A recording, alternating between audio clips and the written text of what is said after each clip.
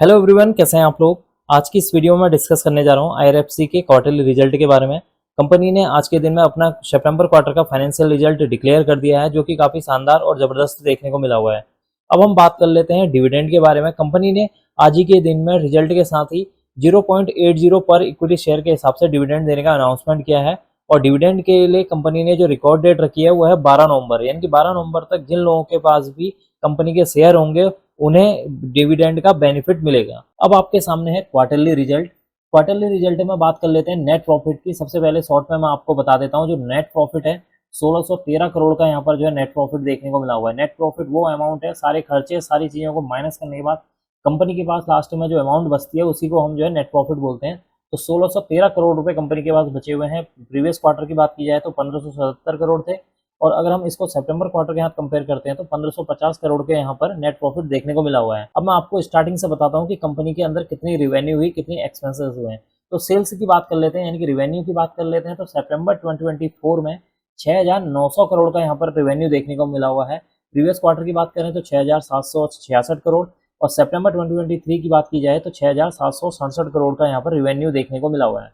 यानी कि आप अगर ईयरली देखें या क्वार्टरली वाइज देखें तो यहाँ पर जो रिवेन्यू है उसमें जो है जंप होते हुए नजर आएगी। अब बात कर लेते हैं एक्सपेंसेस, खर्चे कितने किए हैं कंपनी ने इस रिवेन्यू को जनरेट करने के लिए। तो 38 करोड़ के यहाँ पर सितंबर 2024 में खर्चे हुए थे। प्रीवियस क्वार्टर की बात की जाए तो 33 करोड़ के यहाँ पर खर्चे हुए थे। और अगर सितंबर 2023 ईयरली वाइज कंपेयर किया जाए तो यहाँ पर 34 करोड़ के खर्चे देखने को मिले हुए हैं इसका। और इसके बाद अगर हम देखते हैं ऑपरेटिंग प्रॉफिट को देखें तो 6862 करोड़ का यहाँ पर ऑपरेटिंग प्रॉफिट देखने को मिला हुआ है। जून क्वार्टर में देखें तो 6733 करोड़, और सितंबर 2023 में देखें तो 6733 करोड़ का यहाँ पर ऑपरेटिंग प्रॉफिट देखने को मिला हुआ था। इसका मतलब है कि अगर आप जो है क्वार्टरली वाइज देखें या ईयरली वाइज देखें, ऑपरेटिंग प्रॉफिट में एक जंप नजर आ रही है। अब बात कर लेते हैं ऑपरेटिंग प्रॉफिट मार्जिन की, जो कि काफ़ी इंपॉर्टेंट पॉइंट है। यहाँ पर अगर हम ऑपरेटिंग प्रॉफिट मार्जिन को देखें तो यहाँ पर 99% यहाँ पर निकल कर आया हुआ है, जबकि प्रीवियस क्वार्टर में देखें तो 100% था। और अगर सितंबर 2023 में देखें तो ऑपरेटिंग प्रॉफिट मार्जिन 100% देखने को मिला हुआ। इसका मतलब है कि यहाँ पर जो ऑपरेटिंग प्रॉफिट मार्जिन है उसमें जो है 1% की गिरावट देखने को मिली हुई है। यही इस कंपनी के फाइनेंशियल रिजल्ट पर एक नेगेटिव पॉइंट मुझे नजर आ रहा है। बाकी सभी इस कंपनी के फाइनेंशियल रिजल्ट में पॉजिटिव पॉइंट्स हैं। अब बात कर लेते हैं प्रॉफिट बिफोर टैक्स की। देखिए, प्रॉफिट बिफोर टैक्स वो अमाउंट होती है जहां पर कंपनी को प्रॉफिट हुआ है लेकिन कंपनी ने उस अमाउंट पर अभी टैक्स नहीं पे किया हुआ, उसी सेक्शन को या उसी अमाउंट को बोलते हैं प्रॉफिट बिफोर टैक्स। तो यहाँ पर 16 सितंबर 2024 की बात की जाए तो 1613 करोड़ का यहाँ पर प्रॉफिट बिफोर टैक्स देखने को मिला। जून 2024 की बात की जाए तो 1577 करोड़, और अगर हम प्रीवियस क्वार्टर की बात की जाए, प्रीवियस ईयर में बात करें तो 1550 करोड़ का यहाँ पर सितंबर 2023 में प्रॉफिट बिफोर टैक्स देखने को मिला हुआ था। इसका मतलब है कि अगर आप क्वार्टरली वाइज देखें या ईयरली वाइज देखें, यहाँ पर जो प्रॉफिट बिफोर टैक्स है उसमें एक अच्छी खासी जो है बढ़त देखने को मिली हुई है। अब बात कर लेते हैं टैक्स की। यहाँ पर टैक्स, यहाँ कंपनी ने कोई टैक्स यहाँ पर पे नहीं किया हुआ है। अब बात कर लेते हैं नेट प्रॉफिट की। नेट प्रॉफिट के बारे में मैंने पहले ही आपसे डिस्कस कर चुका हूँ कि कंपनी को 1613 करोड़ का यहाँ पर नेट प्रॉफिट देखने को मिला है।